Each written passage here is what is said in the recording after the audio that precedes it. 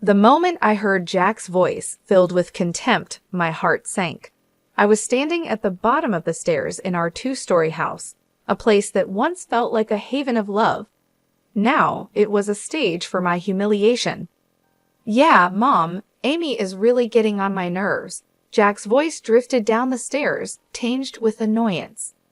"She thinks she's the boss just because she's the main breadwinner now. It's laughable." I clutched the banister, my knuckles whitening. This wasn't the first time I felt dismissed by Jack, but hearing him belittle me to his mother, Maria, was a new low. "I know, right? She's so full of herself lately." Maria's voice crackled through the phone speaker. "You should show her she's not irreplaceable. Maybe meet someone younger, more fun." A cold laugh escaped Jack. "That might just teach her a lesson. Amy's so smitten with me she wouldn't dare leave, no matter what." Their words cut through me like shards of glass. 6 years of marriage reduced to this mockery. I was Amy, a 31-year-old marketing executive, shouldering most of our expenses since Jack quit his job. And here he was, plotting betrayal with the same nonchalance as discussing the weather. I stepped back, retreating into the shadows, my mind racing. The loving, attentive man I married had turned into a callous stranger. But I refused to be his doormat. A fiery resolve ignited within me. I wouldn't just walk away defeated.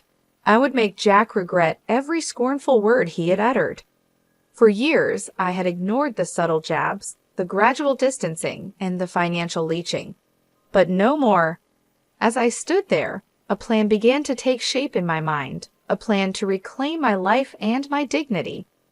I waited until Jack ended the call and came downstairs, his face changing into a mask of faint affection as he saw me. "Hey, honey," he said, planting a hollow kiss on my cheek. "How was your day?" His casual demeanor was a slap in the face. "It was fine, Jack," I replied, my voice steady despite the storm raging inside. "I just need to rest. It's been a long day." He shrugged, oblivious to the seismic shift happening right in front of him. "Sure. I'll be watching the game. Don't wait up," Jack said as he lounged on the sofa with the remote in hand. I retreated to our bedroom, but I wasn't there to cry or lament. I was planning my escape, my revenge. Jack had underestimated me for the last time. I picked up my phone and began to make a list of everything I needed to do to untangle my life from his. I would start tomorrow, no more being the oblivious, accommodating wife. It was time for Amy to take center stage in her own story. The days that followed were a masterclass in deception. I kept up appearances, playing the role of the dutiful wife while plotting my departure. Jack, wrapped up in his arrogance, noticed nothing. One evening, as we sat across from each other at dinner, the silence was suffocating. He was scrolling through his phone, chuckling occasionally. I pushed my food around my plate, my mind elsewhere. "Jack, remember when we used to talk during dinner?" I asked, a hint of nostalgia in my voice. He glanced up, eyes narrow. "What's there to talk about? It's not like you're interested in my day." His dismissive tone stung, but I didn't let it show. "I am interested, Jack. I always have been." He scoffed. "Right, just like you're interested in my career choices." I clenched my fists under the table. "I supported your decision to quit your job, Jack. I just didn't expect to become the only one working." Jack laughed, a cold, harsh sound. "Oh, come on, Amy. You love being the martyr, don't you? The hard-working wife supporting her lazy husband." The accusation was ridiculous, yet it revealed his twisted perception of our marriage. "I never saw it that way, Jack, but I can't deny feeling alone in this relationship." His expression hardened. "Maybe you should find someone who can give you what you need. I'm clearly not enough." The words were a slap in the face, but they fueled my resolve. I was done being the victim in this twisted game. As the days passed, I began moving my personal belongings out of the house, little by little. I opened a separate bank account, redirecting my salary there. Every step was calculated and discreet. One night, as I lay in bed next to Jack, his snoring a constant reminder of our fractured union, I whispered to myself, not for much longer. I rose early the next day, my heart heavy but determined. As I was leaving for work, Jack called out from the kitchen, his tone unusually soft. "Amy, wait. Are we okay?" I paused at the door, my back to him. "We're fine, Jack. Just the usual stress." The lie tasted bitter on my tongue, but it was necessary. I couldn't let him know what I was planning, not when I was so close to breaking free. That day at work, I made the final arrangements. I contacted a realtor and asked about a small apartment in a quiet part of town, a fresh start, a clean slate. I came home that evening to find Jack sprawled on the sofa with a beer in hand. "You're late," he remarked, his tone accusatory. I shrugged off my coat, keeping my face neutral. "Work was hectic, you know how it is." He snorted. "Yeah, right, busy being the big shot at the office." I ignored the jab and headed to the kitchen to prepare dinner. The mundane task was a welcome distraction from the turmoil within. As I chopped vegetables, my mind wandered to the life awaiting me, a life free from Jack's scorn and selfishness, where I was no longer invisible or insignificant. I served dinner, and we ate in silence. With each bite, I savored the fleeting moments of this facade. Soon it would crumble, and I would emerge from the rubble stronger and liberated. After dinner, as Jack lounged in front of the TV, I retreated to our bedroom. I lay on the bed, staring at the ceiling. The room, once filled with laughter and love, now felt like a prison, but not for much longer. My plan was in motion, and there was no turning back. The next chapter of my life was about to begin, and I was ready. The days turned into weeks, each passing moment bringing me closer to my freedom. My facade as the complacent wife was flawless, even as my plans to leave Jack grew more concrete. He, wrapped in his bubble of arrogance, suspected nothing. One Friday evening, I arrived home later than usual, exhausted from a demanding day at work. Jack was in the living room, absorbed in a video game, a stark contrast to my own weary state. "Jack, we need to talk," I said, my voice steady despite the fatigue. He paused his game, looking up with feigned concern. "What's up, Amy?" I took a deep breath, ready to confront him about the financial strain he had put on our marriage. "I saw the credit card statement today. There's a charge of over $10,000, Jack. What did you buy?" His face paled for a moment, then he shrugged nonchalantly. "Just some stuff I needed. It's not a big deal." "Not a big deal?" My voice rose in disbelief. "Jack, you used my credit card without asking, and for such an amount?" He rolled his eyes, dismissing my anger. "Come on, Amy. It's not like we can't afford it. Besides, I'm your husband. What's yours is mine, right?" The audacity of his words left me speechless. This wasn't just disrespect. It was outright theft. My patience, already hanging by a thread, snapped. "This is unacceptable, Jack," I exclaimed, my voice echoing through the room. "You can't just use my money without my consent. This is financial abuse." Jack stood up, his demeanor shifting from dismissive to aggressive. "Oh, so now I'm an abuser? Great. I can't even buy a few things without getting lectured. You're so controlling, Amy." His attempt to turn the tables on me was pathetic. Controlling? I'm trying to have a responsible conversation about our finances, which you seem to have no respect for. He scoffed, crossing his arms. "You know what, Amy? I don't need this. I'm going out." With that, he grabbed his jacket and stormed out, leaving me alone in the midst of our shattered illusion of a happy marriage. I sank onto the couch, my mind racing. This confrontation was the last straw. Jack's complete disregard for our financial stability, combined with his entitlement and lack of remorse, solidified my decision to leave. But it wasn't enough to just walk away. Jack needed to learn a lesson and understand the consequences of his actions. My plan for revenge began to take a more defined shape. Over the next few days, I acted as if nothing had happened while internally I was a whirlwind of activity. I documented all instances of Jack's financial irresponsibility, gathering evidence for the impending legal battle. Meanwhile, Jack continued his carefree routines, oblivious to the storm brewing. He returned to his lazy habits, occasionally throwing a snide comment my way. But I was no longer the Amy who took his insults lying down. With each passing day, my resolve grew stronger.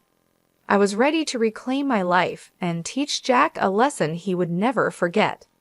Weeks slipped by, and the facade of our marriage continued a thin veil over the growing chasm between Jack and me. My plans, however, were solidifying, each step meticulously calculated. It was a waiting game, a game I was determined to win. One lazy Sunday afternoon, Jack lounged on the couch, his attention fixed on a football match. I approached him with faint casualness, a rehearsed question on my lips. "Jack, have you thought about looking for a job? It might help with our finances," I suggested, keeping my tone light. He barely glanced away from the TV. "Why bother? You're earning enough for both of us. Besides, I enjoy my free time." His dismissive response stung, but it was no surprise. "Sure, but it's not just about money. It's about contributing, being a team." I pressed on, hoping to gauge his reaction. Jack snorted, his eyes still on the screen. "Team, Amy? Let's not kid ourselves. You like being in charge, and I like things as they are. Why change a winning formula?" His words were a bitter reminder of how little he respected our partnership. I hid my frustration, nodding as if I agreed. "You're right, Jack. Why change anything?" As he immersed himself back into the game, I turned away, hiding the cold resolve in my eyes. It was clear now Jack would never change, never be the partner I needed. The following days were a blur of silent preparations. I met with a lawyer in secret, discussing the possibilities of divorce and financial separation. I documented every instance of Jack's financial irresponsibility, his neglect, and his emotional abuse. Meanwhile, Jack continued his life, unaware of the storm brewing. He spent his days in idle leisure, occasionally throwing a barbed comment my way, believing I was too weak to fight back. But I was no longer that person. Each of his jabs only strengthened my resolve. The Amy he thought he knew was about to shatter his complacency. One evening, as we sat at dinner, Jack's phone buzzed incessantly. He glanced at the screen, a smirk spreading across his face. "Something funny?" I asked, my curiosity piqued despite myself. "Just a friend from the gym. We're planning a night out this weekend," he replied, his tone dismissive. I nodded, feigning indifference. "Sounds fun. Enjoy yourself." Little did he know, that weekend would be my chance. While he was out living his carefree life, I would execute my plan. The day arrived, and I watched as Jack left, dressed up and full of anticipation for his night out. As soon as the door closed behind him, I sprang into action. I had already packed my essentials, things he wouldn't notice were missing. I called the movers I had secretly hired, confirming the time for the next day. My new apartment was ready, a sanctuary from the life I was about to leave behind. That night, I lay in our bed for the last time, my mind racing with the events to come. I felt a mix of fear, excitement, and relief. This was the beginning of my new life, a life free from Jack's shadow. Tomorrow, I would confront him with my decision. But tonight, I savored the last moments of this chapter, ready for the dawn of a new beginning. I enjoyed the quiet before the storm, the last moments of an old life about to be left behind. The morning was bright and clear, a stark contrast to the turmoil inside me. Today was the day I would finally break free from Jack's manipulative grasp. My heart pounded with a mix of dread and determination as I prepared for the confrontation. Jack stumbled in late that morning, reeking of alcohol and arrogance. He flopped onto the sofa without a greeting. I steeled myself and walked into the living room. "Jack, we need to talk," I said firmly, my voice cutting through the silence. He squinted at me, clearly hungover. "What now, Amy? Can it wait?" I'm exhausted. No, it can't wait, I replied, my resolve hardening. It's about our marriage, or what's left of it. He scoffed, rubbing his temples. What about our marriage? You're not happy with me lounging around the house. It's more than that, Jack, I said, my voice steadied despite the storm inside. It's about respect, partnership, and trust, all of which have been absent for too long. Jack sat up, a sneer forming on his face. Oh, here we go. The great Amy, always so perfect and judgmental. What's your point? I took a deep breath, bracing myself for the truth I was about to unleash. My point, Jack, is that I'm done. I'm leaving you. His expression shifted from disdain to disbelief. Leaving me? You're joking, right? I shook my head, a sense of liberation washing over me. No joke, Jack. I can't live like this anymore. I refuse to be treated as an afterthought, a bank account for your whims. Jack's face reddened, a mix of anger and wounded pride. You can't leave me, Amy. You think you can do better? You think you'll find someone who will put up with your controlling ways. His words were a desperate attempt to regain control, but they fell flat. It's not about finding someone else, Jack. It's about finding myself, something I lost the day I started letting you walk all over me. He stood up, towering over me, his voice laced with venom. Fine, leave. See if I care. You'll come crawling back, you'll see. I met his gaze, my own eyes unwavering. I won't be crawling back, Jack. This is goodbye. I turned and walked away, leaving Jack standing in stunned silence. My heart raced with a mix of fear, relief, and exhilaration. I was finally taking control of my life. The movers arrived, and I supervised the removal of my belongings, each item a piece of my new life. I was building a new life. Jack watched from the doorway, his face a mask of shock and resentment. As the last box was loaded into the van, I turned to face him one last time. Goodbye, Jack. I wish you all the best. His eyes burned with a mix of anger and disbelief, but he said nothing.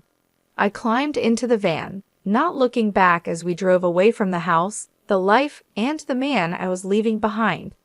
The sense of freedom was overwhelming. I was starting a new journey, one where I was the author of my own story. Jack was now a chapter of my past, a lesson learned. As the van pulled up to my new apartment, a small, modest space filled with potential, I stepped out into my new world.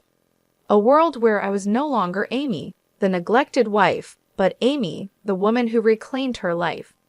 Settling into my new apartment felt like taking a deep breath after being submerged underwater for too long. The freedom was exhilarating, yet the looming confrontation with Jack cast a shadow over my newfound independence. Several days passed in a blur of adjustment and anticipation. Then the inevitable happened. Jack's number flashed on my phone. I steeled myself and answered. Amy, where the hell are you? You think you can just leave like that? Jack's voice was a mix of rage and disbelief. I replied calmly, I'd already told you, Jack. I'm done. Our marriage is over. You can't just decide that on your own. You're my wife. He spat out the words, his anger palpable. I was your wife, Jack, and yes, I can decide. I won't be a part of a marriage where I'm disrespected and used, I countered, my voice firm. There was a pause, and I could almost hear the gears turning in his head. You'll come back. You need me. I couldn't help but laugh, a sound of genuine amusement. Need you, Jack? I've been the one carrying us for years. I don't need you. It's the other way around. His voice cracked with a mixture of fury and desperation. You can't do this to me, Amy. What about our finances, the house? You can't just leave me with nothing. That's not my concern anymore, Jack. You should have thought about that before treating me the way you did. I said, the satisfaction of finally speaking my mind liberating. There was silence on the other end, and then he hung up. I stared at the phone, a sense of finality washing over me. I had closed the chapter on Jack, but I knew this wasn't the end. There would be legal battles ahead, but I was ready for them. I was fighting for myself now. The following weeks were a whirlwind of legal consultations and paperwork, but each step brought me closer to my new life. I filed for divorce, citing Jack's financial irresponsibility and emotional neglect. He responded with a flood of angry calls and messages, each one more desperate and vindictive than the last. "You'll regret this, Amy. You can't just throw me out like garbage," he yelled during one heated call. I remained calm. "I'm not throwing you out, Jack. I'm setting myself free. And as for regret, I only regret not doing this sooner." As the legal proceedings progressed, Jack's true colors showed brighter than ever. He tried to manipulate the situation, paint himself as the victim, but the evidence against him was overwhelming. The date of the final hearing arrived, and I stood in the courtroom, a mix of nerves and determination. Jack was there, his face a mask of defiance and resentment. The judge reviewed our case, the documentation of Jack's financial abuse, and my testimony about our marriage's breakdown. The verdict was swift and in my favor. I was granted a divorce and a fair settlement. Jack's face contorted with rage as the judge announced the decision. "This isn't fair. She can't just take everything from me." But his protests fell on deaf ears. The decision was final. I walked out of that courtroom feeling lighter than I had in years. I had won not just the case, but my freedom. As I started my car and drove away from the courthouse, I didn't look back. Jack was a part of my past now, a reminder of what I had overcome. Ahead of me lay a road of possibilities, a future where I was in control. I smiled to myself, a sense of peace settling over me. The battle was over, and I had emerged victorious. It was time to start living my life on my own terms. The days following the divorce were a mix of relief and rebuilding. I, Amy, had stood up for myself in a way I never thought possible. Yet the echoes of my broken marriage with Jack lingered, a reminder of the battles I had fought. I was settling into my new life, embracing the peace that came with it, when my phone rang one evening. The screen flashed Jack's name, a ghost from the past I thought I had left behind. Reluctantly, I answered. "Jack, why are you calling?" His voice came through, laced with bitterness. "You think you can just take everything from me and walk away, Amy? You've ruined my life." I took a deep breath, keeping my composure. "Jack, the court made its decision. It's time for both of us to move on." He scoffed. "Move on? How can I move on when you've left me with nothing? I'm struggling to make ends meet because of you."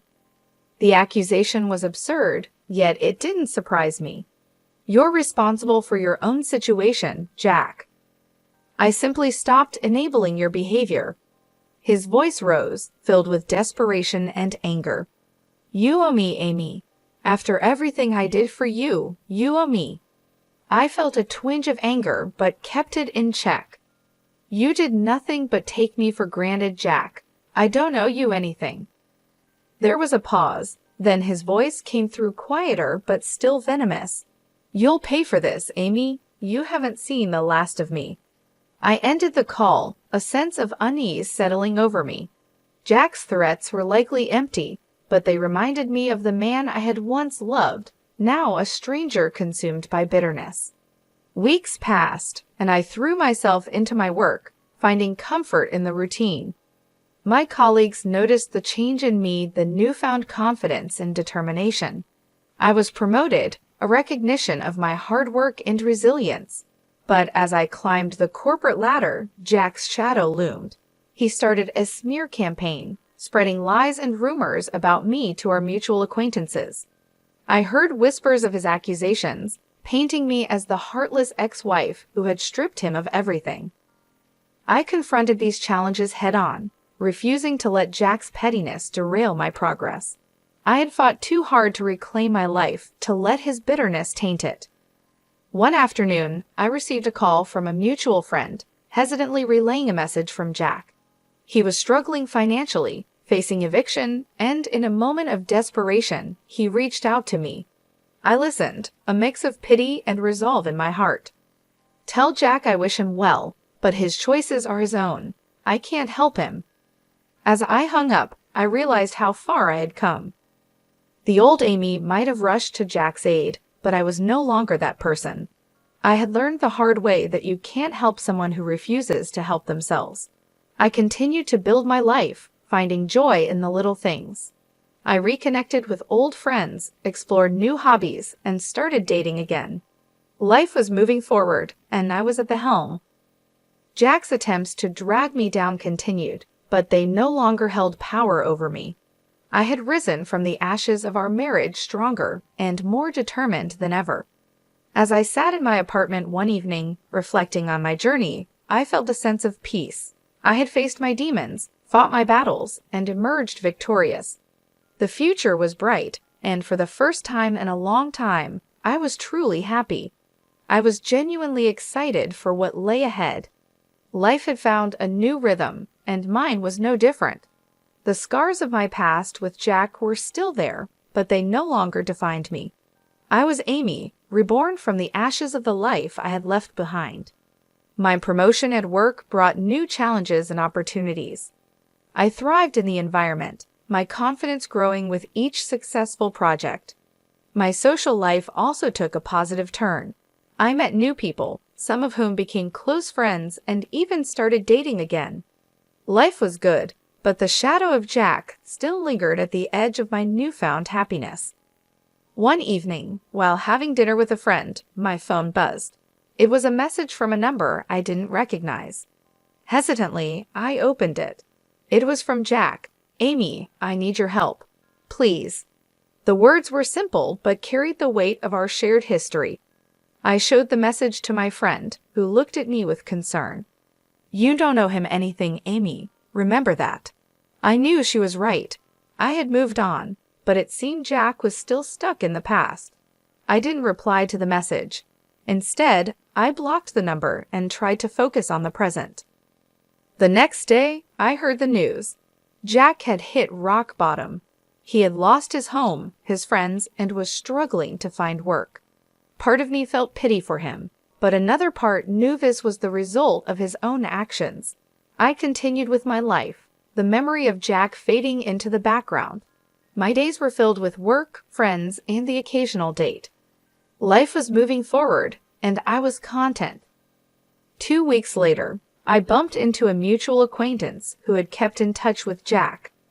"He's not doing well, Amy," she said, her expression somber. "He's lost everything. He's even talking about leaving town." I listened, feeling a strange mix of emotions. Jack had been a significant part of my life, but he had also been the source of much pain. His downfall was his own doing, a result of his choices and actions. "He made his bed," I replied, trying to keep my voice neutral. "I hope he finds what he's looking for." As I walked away, I realized that Jack's downfall was his own karma. He had chosen his path, and now he was facing the consequences. It was a harsh reality, but it was not mine to bear. Months passed, and life continued. I heard bits and pieces about Jack's situation now and then, but they no longer affected me.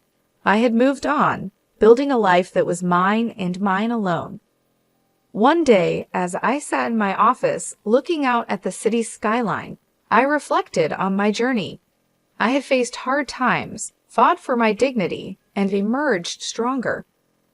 I had learned to stand up for myself, to demand respect, and to walk away from negativity. I had also learned to forgive, not for the sake of those who had wronged me, but for my own peace. Holding on to anger and resentment only weighed me down. I had let go, and in doing so, I had found freedom. As the sun set, casting a warm glow over the city, I smiled. I was happy, truly happy. My past with Jack was just that, the past. Ahead of me lay a future full of possibilities, a future I was ready to embrace.